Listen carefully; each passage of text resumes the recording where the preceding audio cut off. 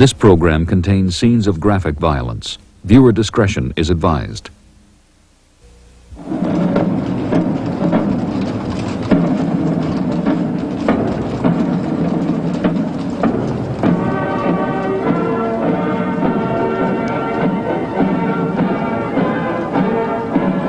Let every nation know, whether it wishes us well or ill, that we shall pay any price, bear any burden, meet any hardship, support any friend, oppose any foe, to assure the survival and the success of liberty.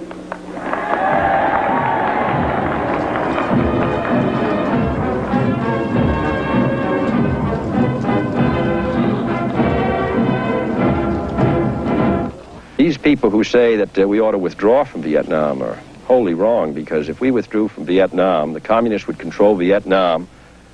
Pretty soon, Thailand, Cambodia, Laos, Malaya would go, and all of Southeast Asia would be under the control of the communists and under the domination of the Chinese.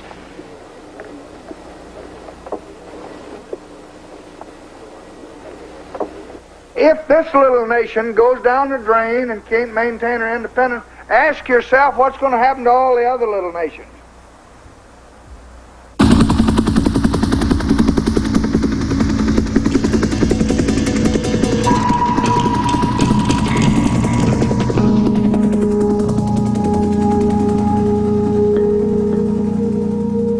This is Falcon 2-6 receiving fire, 9 o'clock, yellow smoke, 200 meters, automatic weapons, over. This 2-1, no sweat. Lyndon Johnson inherited America's commitment to an anti-communist government in South Vietnam and 16,000 military advisors. Some were more than advisors in the war against the communist-led insurgents, the Viet Cong.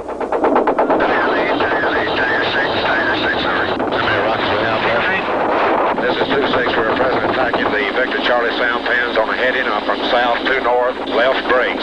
Alpha fire team will lead the attack, followed by the rocket shift and 2-3, over. Let's bring it around here, Joe. This is 2-6. We also have some people running along the dikes. Actually, the canal is perpendicular to the one you're attacking now. They have on black uniforms. I estimate approximately 3-0. Do you have them inside, over? This is 2-3, Roger. We have them inside. We're engaged at the present time. Roger. Good job. I saw you splatter one right in the back with a rocket. Roger, got lucky again. Roger. This is Tiger 6. Johnson's main concern at the time was not this growing war in Asia, but another war at home.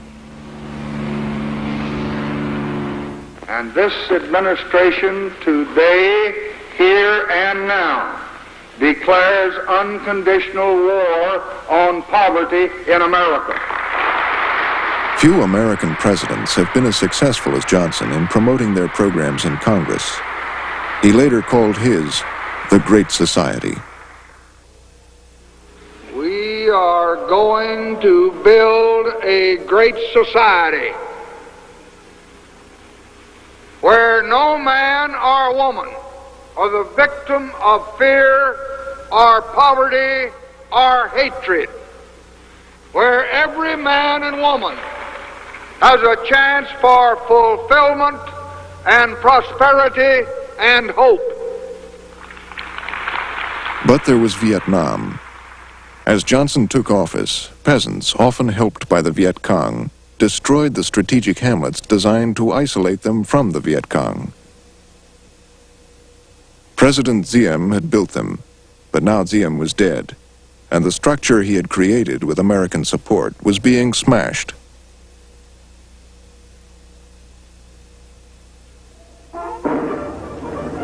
General Min had ousted Diem with American approval. He lasted 3 months. General Khan, with American blessing, took over in a bloodless coup. The political turmoil deepened. Ladies and gentlemen, I present the Secretary of Defense of the United States of America, Mr. McNamara. President Johnson offered America's full support to this new, untried leader. Good morning, ladies and gentlemen. General Taylor and I have known General Khan for a considerable period of time. He has our admiration, our respect, and our complete support. How do you do? You know, the Vice Premier... McNamara barnstormed South Vietnam with Khan, trying to promote him to his own people. Privately, McNamara was gloomy. He warned Johnson that the Viet Cong controlled 40% of the countryside. We are here to emphasize that the United States will maintain its interest and its presence in your country. There is no question whatsoever of our abandoning that interest. We'll say for as long as it takes, we shall provide whatever help is required to win the battle against the communist insurgents. To the communists in Hanoi, America's presence in the South was yet another act of foreign aggression. They recalled 1,000 years of struggle against foreign invaders: Chinese, Japanese, French. And now they faced Americans. I should emphasize that the United States supported the French throughout the War of Resistance, throughout the French colonial war in Vietnam. The United States opposed the Geneva Conference, and it refused to sign the Geneva Agreements. The United States replaced the French in the South in order to continue the war through Ngo Dinh Diem and its other puppets. And then, the United States intervened directly in the war. Ho Chi Minh stepped up his support for the Viet Cong at the same time Johnson renewed the American commitment to defeat them. Each responded to the chaos in the South with new resolve. During the final months of 1963, Diem was shot and Kennedy was assassinated. So the situation in the South changed. Just at that time, President Ho Chi Minh called on all Vietnamese to double their efforts to help the people in the South. The resistance forces in the South were still very weak and badly equipped. In certain areas, they had trouble recruiting troops.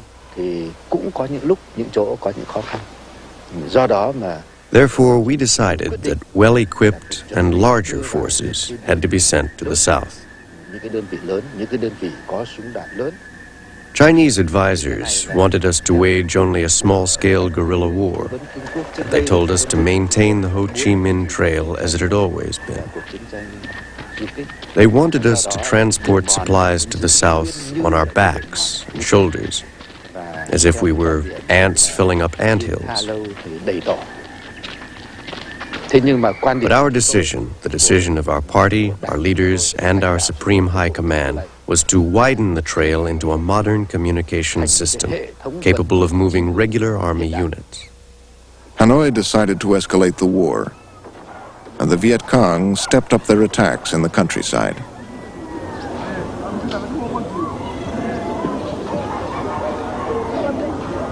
When Lyndon Johnson inherited the presidency, he inherited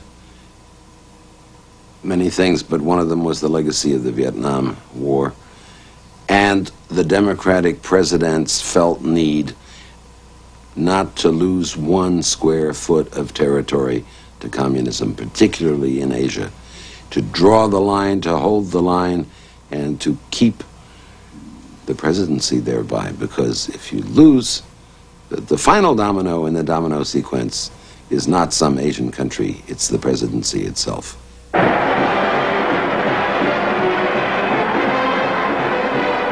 In 1964, the pressure on Johnson to hold the line against communism came from Republican conservatives. In July, they nominated Senator Barry Goldwater for president. He was an outspoken anti-communist. I would remind you that extremism in the defense of liberty is no vice.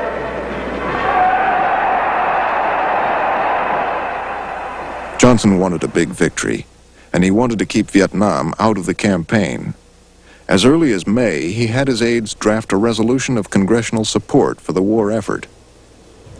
One of the mistakes he thought Harry Truman made was to be involved in Korea without congressional approval. Therefore, he determined at some propitious moment that he would bring the Congress in and have them approve whatever the objectives were to be determined to be in Vietnam. It was discovered, however, in researching the Senate that the introduction of such a resolution would cause a very major filibuster by 2 or 3 strong opponents of the war at the time, and therefore do more harm than good, create not consensus but conflict. Therefore, by June 15th, 64, the idea of a resolution had been shelved. In late July, the USS Maddox, a destroyer on an intelligence mission, sailed into the Gulf of Tonkin off North Vietnam. It was later joined by the USS Turner Joy. These 2 destroyers became involved in an incident which brought the congressional resolution off the shelf. The Navy explained the incident this way. In international waters in the Gulf of Tonkin, destroyers of the United States Navy are assigned routine patrols from time to time. Sunday, August the 2nd, 1964, the destroyer Maddox was on such a patrol. Shortly after noon, the calm of the day is broken as general quarters sound.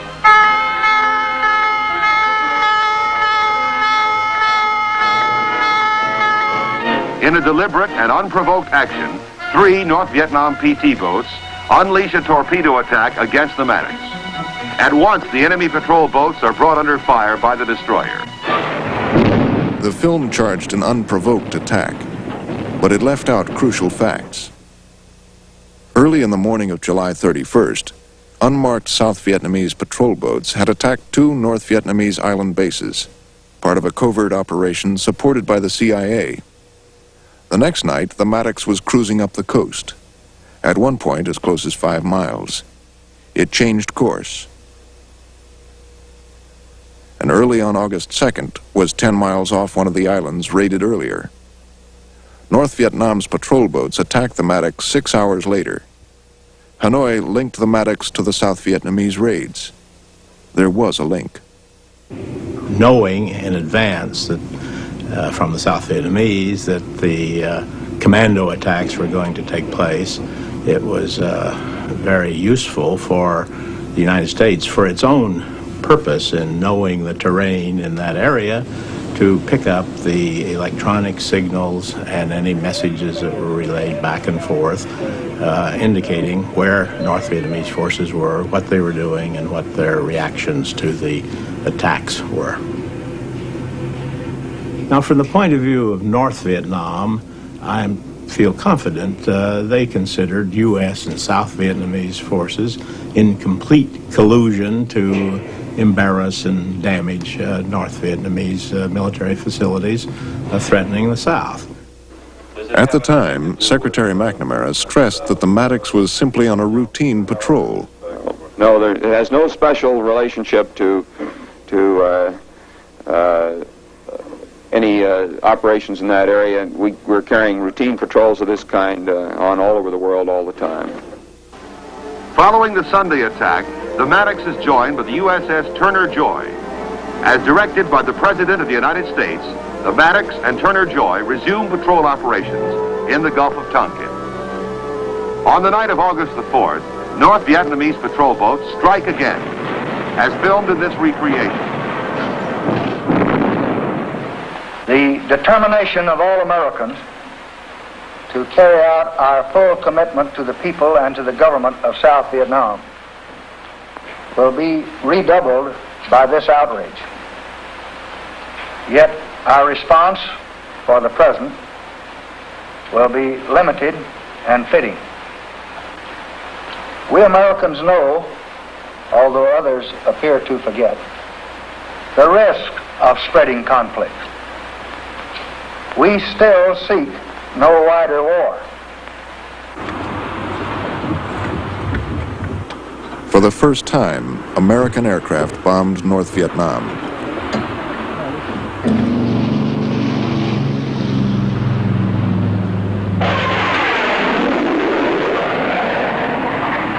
The retaliation came after the second incident, an incident Hanoi has always denied. Đêm mùng 4, Đế quốc Mỹ. On the night of August 4th, the United States made public the so-called Gulf of Tonkin incident.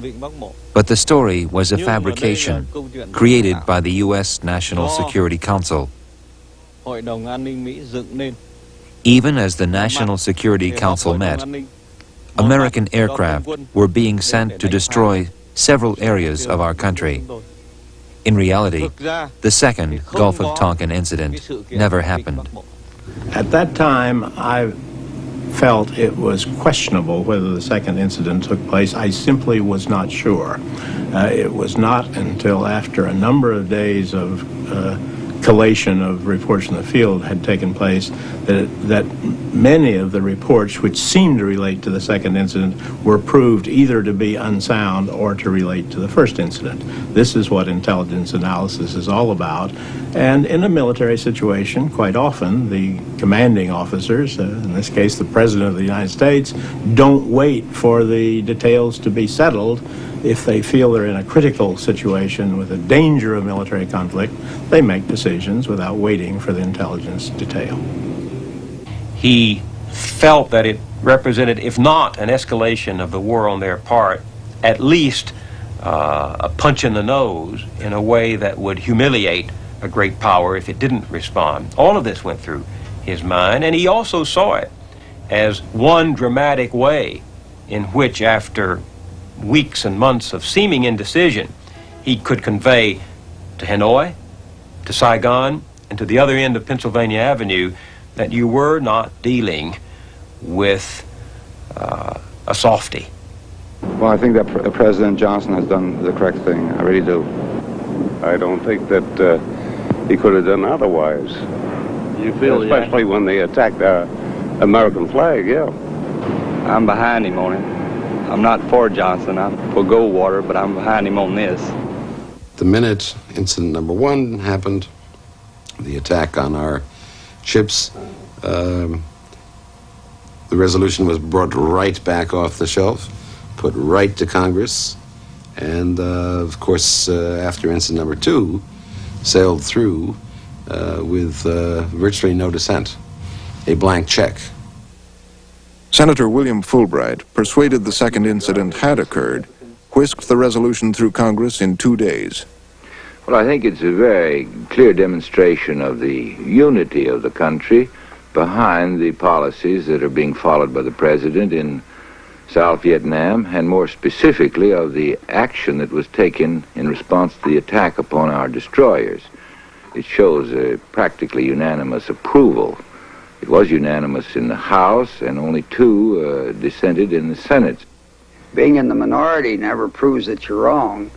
In fact, history is going to record that Senator Greening and I voted in the interest of the American people this morning when we voted against this resolution. And I'd have the American people remember what this resolution really is. It's a resolution which seeks to give the President of the United States the power to make war without a declaration of war.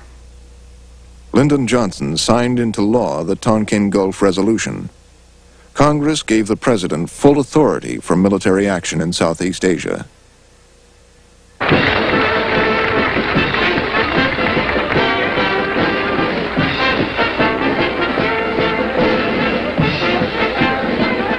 Backed by both political parties, Johnson had removed the war as an issue from the campaign.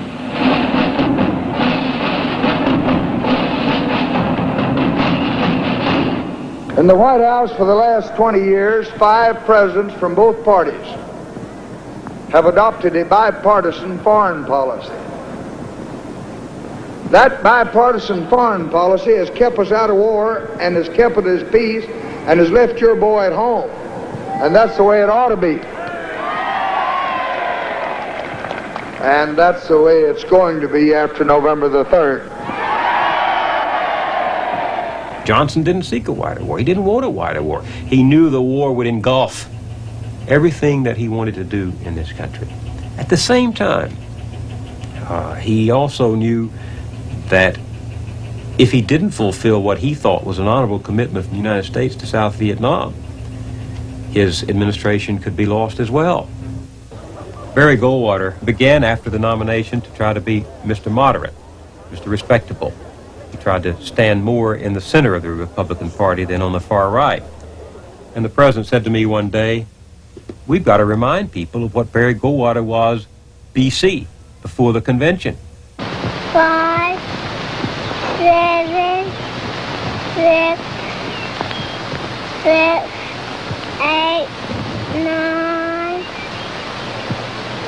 10, 9, 8, 7, 6, 5, 4, 3, 2, 1, 0. These are the stakes to make a world in which all of God's children can live, or to go into the dark. We must either love each other or we must die. Vote for President Johnson on November 3rd. The stakes are too high for you to stay home. Thus Johnson portrayed Goldwater as irresponsible and himself as the candidate of restraint. He won a landslide victory. On the eve of the election, the Viet Cong attacked an American air base near Saigon. They destroyed aircraft used in operations against them. More planes had been sent after the Tonkin incidents. Escalation was breeding escalation. I recommended a retaliatory airstrike for the bombing of Bien Hoa Air Base, which was occupied largely by American aircraft, and the losses in personnel were all American. This was the first time the enemy had ever attacked a major military installation of the Americans. It was a change of tactics. It shouldn't be shrugged off, I thought, as just another thing instead of the war. It was something new, and it was an excellent reason to have a retaliatory strike. American carriers were poised, but President Johnson refused his ambassador's recommendation to bomb North Vietnam.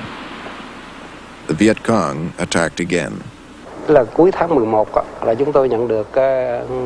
the end of November, I was given the order to attack the Brinks Hotel, which housed high American officers. All the crimes committed by the Americans were directed from this nerve center.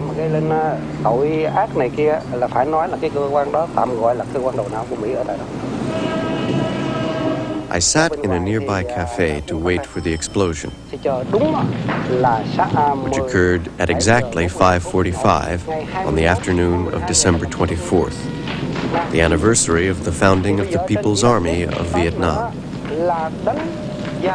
Our commanders had ordered us to attack the place when the most Americans were there.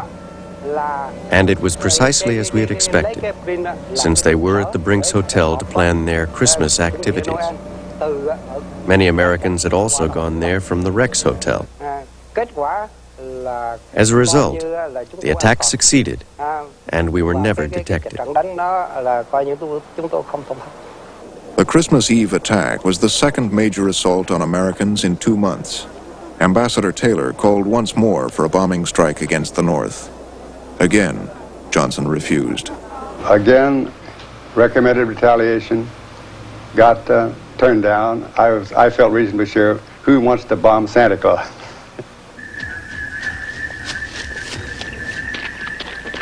Four days after the Viet Cong team blew up the Brinks Hotel, 2 Viet Cong regiments prepared to strike the village of Bin Za near Saigon.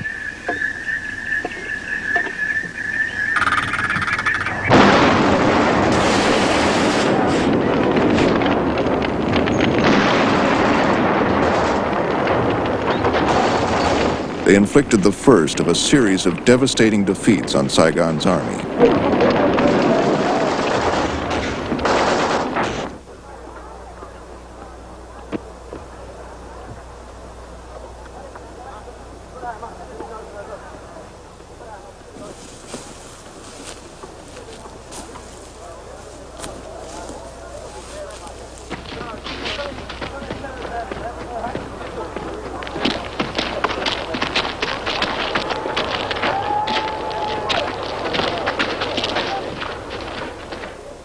this was the use of battalion-sized units, reinforced battalion-sized units by the enemy, and the successful use that I feared would spread and was perhaps the beginning of a gradual movement toward a major effort using not guerrillas, not small units, but large units.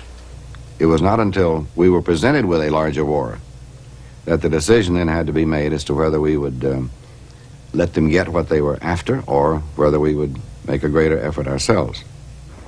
National Security Advisor McGeorge Bundy already favored a greater effort when he arrived in Saigon in early February 1965. He had recently urged the president to bomb North Vietnam. The president has asked me to extend the New Year's greetings to all the people of Vietnam and to express his conviction that the year of the snake can be one in which security and prosperity grow in Vietnam. While McGeorge Bundy was in Saigon, the Viet Cong attacked an American outpost at Pleiku in the Central Highlands. It was the third attack on Americans in 3 months. 8 died. 126 were wounded. We found our friends in Washington on the wire, and they wanted our recommendation. Took us a little while to concert a view, which was that this episode did call for a reply.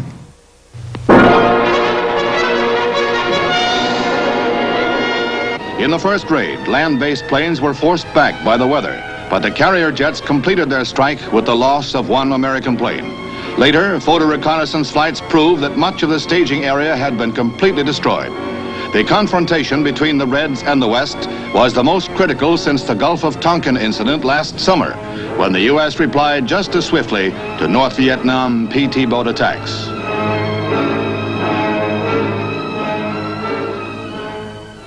President Johnson explained what had happened, explained what he had believed was essential, the decision to conduct a reprisal and to have a clear-cut policy of further bombings as required in circumstances that seemed very likely to arise. In effect, a real change in the way we were acting. A few days later, Johnson gave the green light to sustained bombing in North Vietnam. He hoped to bolster Saigon's morale. But there was a coup attempt in Saigon on February 19th. The bombing was to begin the next day, coordinated with the Saigon government. Ambassador Taylor canceled it. The government was in turmoil. In fact, it had been in turmoil for months. When Khan took advantage of the Tonkin incidents the previous August to tighten his grip, students had rioted. Buddhists also protested. But demonstrating Buddhists threatened the Catholics. They staged a sit-down strike. After 10 days, Khan formed a triumvirate to try to rule South Vietnam. 4 days later, Khan resigned. He said he was ill. Who is the man who can lead Vietnam to victory? Well, I think you got me there. Acting Prime Minister Nguyen Huan, a Harvard-educated economist, lasted 3 days. Then Khan returned. Although I have not yet quite recovered from my illness, I do my best to return today to assume the responsibility of leading the government in these critical times. A week later, in mid-September, there was a coup attempt. The thing that worried Johnson and constantly worried him was the instability of the South Vietnamese government. I guess you might call the coat of arms of the Vietnamese government was a turnstile, for God's sake. And I remember very vividly somebody would come in his office and say looks like there's a coup beginning in Vietnam again. Another coup. You know, coups were like fleas on a dog, and Johnson said, I don't want to hear any more about this coup shit. I've had enough of it, and we've got to find a way to stabilize those people out there. That proved difficult. Khan turned the government over to civilians in the fall, but continued to intrigue as head of the armed forces.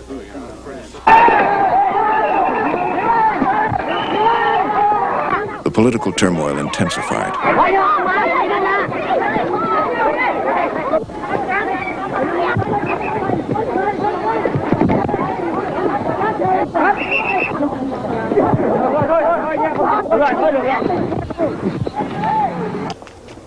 In February, with Ambassador Taylor's approval, Khan's own military colleagues rebelled against him and banished him to the United Nations.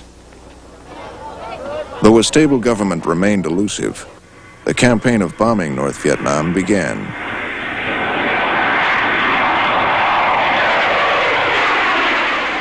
It was called Rolling Thunder.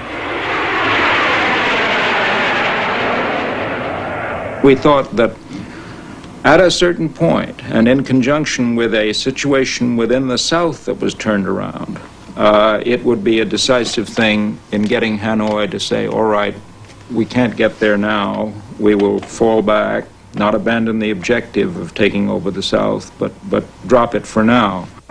We never had the view that bombing would bring about quick results. Certainly not on the essentially measured scale that was actually carried out. We thought it would cut down the amount of the infiltration, that by hitting the supply lines you'd make it much more difficult. I had been a director of the United States Strategic Bombing Survey toward the end of the Second World War, and we'd made a detailed study of the effects of strategic bombing on not only the German war economy, but on the psychology of the German people. I was convinced that we were not going to achieve our will by bombing the North, that in the first place it was a fairly primitive industrial society, and that there weren't the kind of targets that were adapted for strategic bombing. And secondly, I was convinced that we would never break the will of a determined people simply by bombing. And in fact, we would probably tend to unite them more than ever.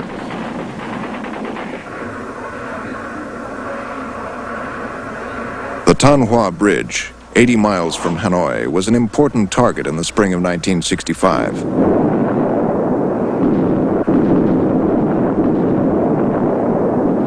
It was bombed and repaired year after year.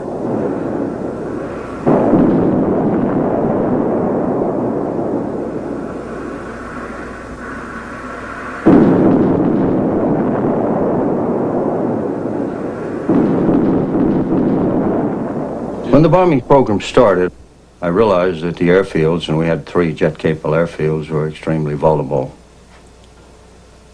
If that strategy was to be a viable one, we had to protect those airfields.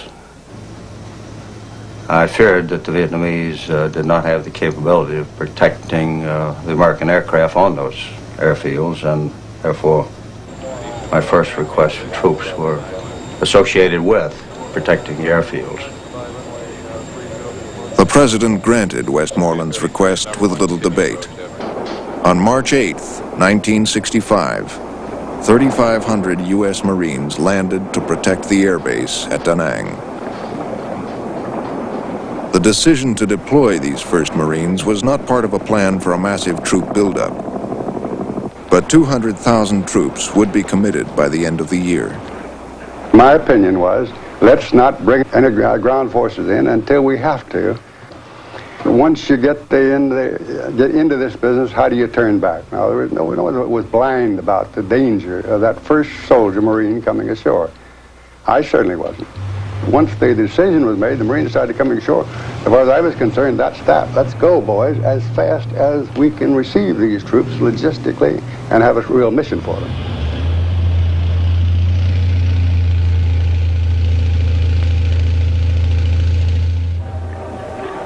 Three weeks after the Marines landed, the Viet Cong attacked the American embassy in Saigon. Yes, sir. Right over here is one.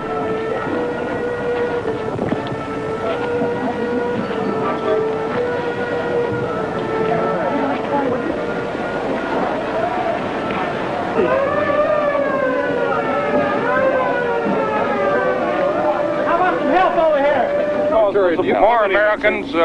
No, principally logistical support, arms, munitions, training assistance. As many as 5,000, sir? We've heard this report. No, I'm not discussing primarily additional personnel. In early April, Johnson tried to keep the troop deployments a secret. In fact, 2 additional Marine battalions had already hit the beach as Secretary McNamara spoke. Others followed, week by week, with little fanfare. 72,000 troops were committed that spring. One of the reasons for this gradualness in our buildup of resistance in South Vietnam was due to the fact that we did not want to present Moscow and Hanoi with a major new situation during any given week, which would require them to go through an orgasm of decision-making based upon worldwide strategic considerations. And so each week was not all that different than the week before. In early April, Johnson also changed the mission of troops. The passive defense of air bases lasted less than a month. When the Marines were first landed at Da Nang, we were told that the objective was to defend the air base. How do you resolve that, sir, with your statements in Saigon that their objective is to kill the Viet Cong, to seek them out and kill them? Well, I did say that. I think that goes along with our objective, our mission, our assignment to defend that big complex at Da Nang and Phu Bai. You can't defend a place like that by sitting on your ditty box. You got to get out and aggressively patrol. And that's what our people are doing. And the one thing I emphasized to them while I was out there was to find these Viet Cong and kill them. A U.S. president, for the first time, had authorized ground troops for offensive operations in Vietnam. Their patrols were limited to a 50-mile radius of coastal bases. Johnson was moving with caution. But these additional troops and their expanded role were also designed to show Ho Chi Minh his determination. 5 days after he committed them, Johnson made Ho an offer. The vast Mekong River can provide food and water and power on a scale to dwarf even our own TVA. Johnson offered Ho a vast development project to benefit all of Southeast Asia, if Ho would abandon his goals. And we remain ready with this purpose for unconditional discussions. Coming back in the helicopter from that speech in 1965 at Johns Hopkins University, where he had promised a TVA for the Mekong Valley if only Ho Chi Minh would be reasonable, he leaned across to an assistant, put his hand on his knee and said, "Old Ho can't turn that down. Old Ho can't turn that down." See, if Ho Chi Minh had been George Meany, Lyndon Johnson would have had a deal. Mr. Secretary, what is your reaction to the announcement from the communist side rejecting our offer of negotiation? Well, we regret that. As President Johnson said Saturday, there have been many disappointments of the past week. That is one. We stand ready and willing to talk anytime, any place. Has our bombing attack really hurt the North Vietnamese? I don't think there's any question but what it has. In particular, during the past 2 weeks, we've concentrated on bridges and the routes of communication, have destroyed many of these, and this can't help but delay the movement of men and material to the communists in the South. This film was staged by the East Germans. But the message was true. The bombing campaign was not working. Supplies from North Vietnam were reaching far into the South.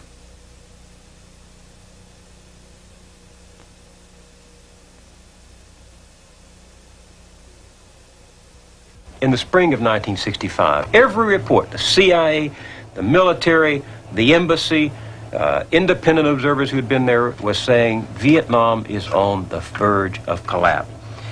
And the president says, "I feel like a hitchhiker caught in a hailstorm on a Texas highway.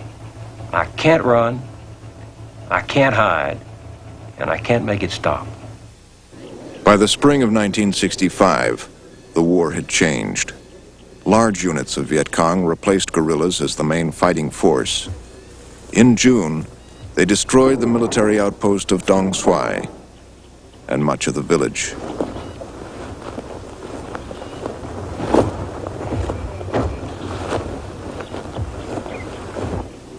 Saigon lost 800 of its best troops.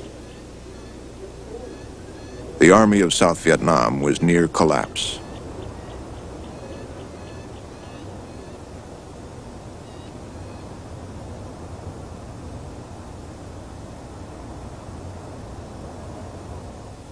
The civilian government did collapse at that time, and the military took over. I asked all of them, 60 or 70 of them, in the room. I said, okay, one more time. Anyone want to be prime minister? And he said, no. So Thieu said, I propose Key. And all of them just stood up and, accept the offer. But then I didn't give them the answer. I said I have to go back and talk with my wife first. And when I told her about that offer, she was not excited. She said, "Oh no, not that job, not as a prime minister. I'm not a good politician. I'm not a good diplomat. I think all I know." The only thing I can do well is, flying the airplane. I said, well, what can I do now?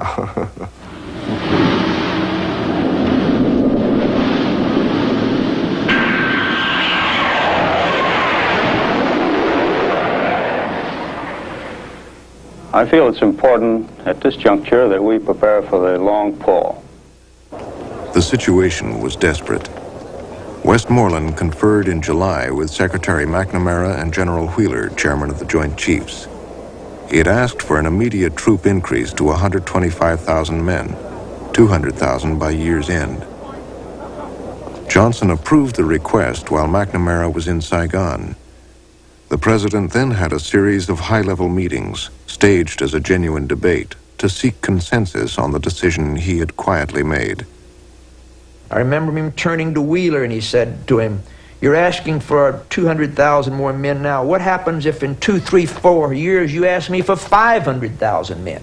A very prophetic statement. What do you expect me to do? How can I respond to it? What makes you think Ho Chi Minh won't match us for every man we send in? And another time to the group he said, we've got 2 questions that we've got to answer. Can Westerners fight a war in Asian jungles? And number 2, how on earth can we fight a war under the direction of others whose governments topple like bowling pins? He said, now somebody answer those questions for me.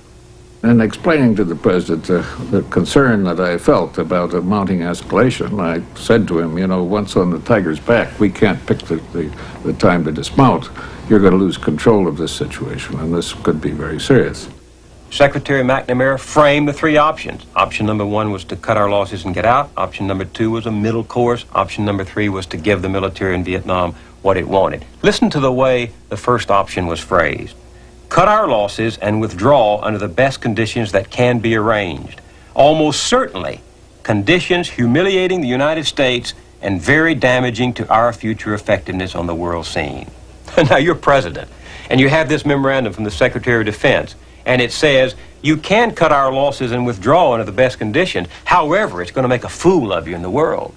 I mean, that was an option, the very framing of which presumed its rejection. Our reputation as a nation consisted of many things, not the least of which was that we had some sense of perspective and therefore had some judgment, while many of our allied countries were beginning to think that we're out of our minds to pursue such a futile war. Peace has been maintained because people in certain other capitals would say to themselves, now look, comrades, we'd better be a little careful here because those damned fool Americans just might do something about it. If that question in their minds got to be a sense of certainty that we would not do something about it, then I think we'd be exposed to very great dangers. I found him the most sympathetic of all of the people in the entourage. He was the one who seemed to take my cautionary views most seriously. He was the one who seemed to be probing more and more deeply for a way out, but he could never reconcile extrication with his personal commitment that he would not be the first president to lose a war. We do not want an expanding struggle with consequences that no one can foresee, nor will we bluster or bully or flaunt our power. But we will not surrender, and we will not retreat. We intend to convince the communists that we cannot be defeated by force of arms or by superior power. I have asked the commanding general, General Westmoreland, what more he needs to meet this mounting aggression. He has told me, and we will meet his needs. There was no major address before Congress. Johnson already had his Tonkin Gulf resolution. And there was no major announcement on primetime television. Johnson disclosed his decision in a press conference at midday. I think it's hard to avoid the conclusion that the president wanted as low-keyed an announcement as he could get and as little energetic public debate as possible. We did make a deliberate decision not to create a war fever in this country. You didn't see members of the armed forces or units of the armed forces parading through American cities. You didn't see pretty movie stars out selling bonds and factories and things like that, all the things we did during World War II. Because we felt that in this nuclear world where thousands of megatons are lying around in the hands of frail human beings, it's just too dangerous for an entire people to become too angry. We're going to do everything we can with our left hand to negotiate an agreement that will allow people to breathe free independently, independent of any ideology of ours or of anyone else's. Give them the right of choice. And if we do that, we'll come home tomorrow. As Lyndon Johnson spoke on the White House lawn, a Marine rifle company left Da Nang for a cluster of hamlets nearby.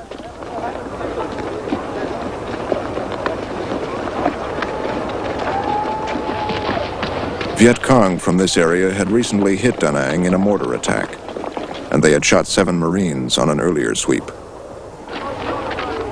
If I resist them, if I deter them, if we keep our commitment that 3 presidents have made, President Eisenhower, President Kennedy, and the present president, then the people say, well, you should come on home. What happens there doesn't matter. If you stay there, there's some say, well, you ought to get it over with in a hurry.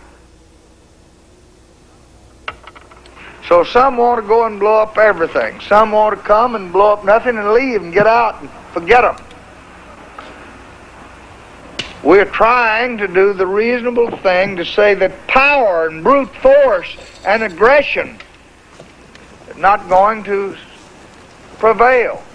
You can't do this thing by force. Now let's sit down and reason it out, and let's try to allow these people a choice. Now that's what I'm trying so hard to do, and that's what I need your help on.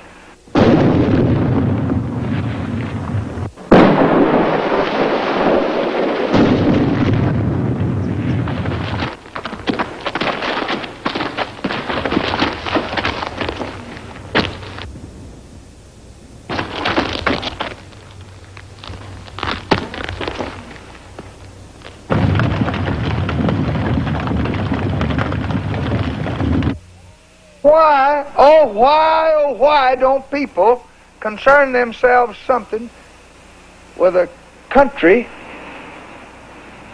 that's trying to maintain her independence from aggression, that's being invaded? Johnson called it invasion. Hanoi called it liberation. In the fall of 1965, 3 North Vietnamese regiments massed in the Central Highlands. Nearly 2 years had passed since Johnson renewed the U.S. commitment to defend South Vietnam. Nearly 2 years had passed since Ho Chi Minh renewed his commitment to liberate the South. Now their 2 armies braced for battle. Westmoreland feared the North Vietnamese would cut South Vietnam in 2. He would block them with his sky troopers, the 1st Air Cavalry. Now, America wins the wars that she undertakes, make no mistake about it. And we have declared war on ignorance and illiteracy. We have declared war on poverty. We have declared war on disease. And we have declared war on tyranny and aggression. And we not only stand for these things, but we're willing to stand up and die for these things. Westmoreland sent the Air Cavalry in search of Hanoi's army, poised in a river valley at the foot of the Chupong Mountains.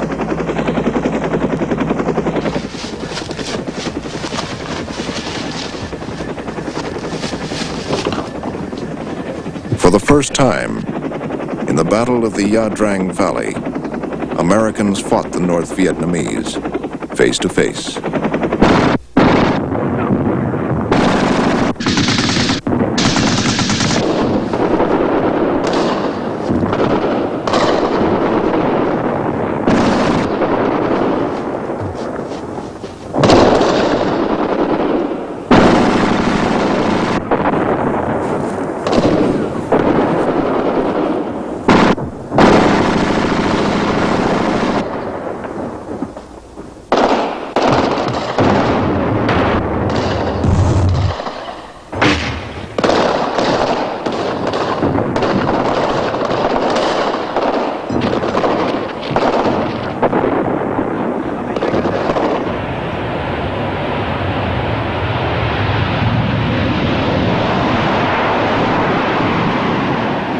First time, B-52s supported troops in the field.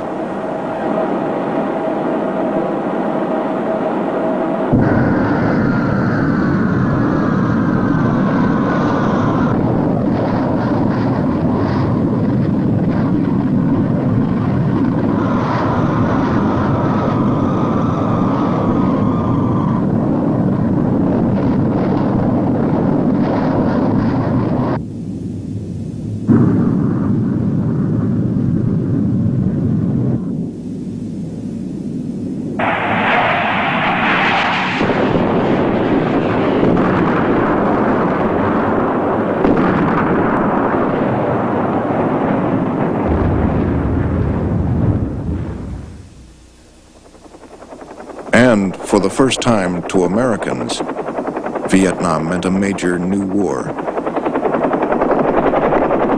How many men who listen to me tonight have served their nation in other wars? How very many are not here to listen? The war in Vietnam is not like these other wars. Yet, finally, war is always the same. It is young men dying in the fullness of their promise. It is trying to kill a man that you do not even know well enough to hate.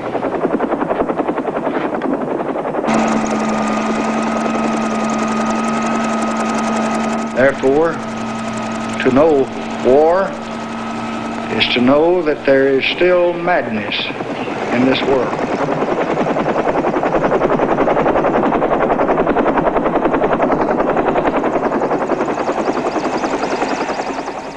For we have children to teach, and we have sick to be cured, and we have men to be freed. There are poor to be lifted up, and there are cities to be built, and there's a world to be helped.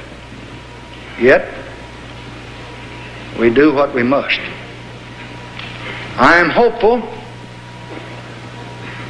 and I will try with best I can with everything I've got to end this battle and to return our sons to their desires.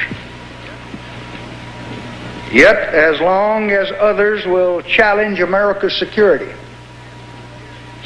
and test the dearness of our beliefs with fire and steel, then we must stand or see the promise of 2 centuries tremble.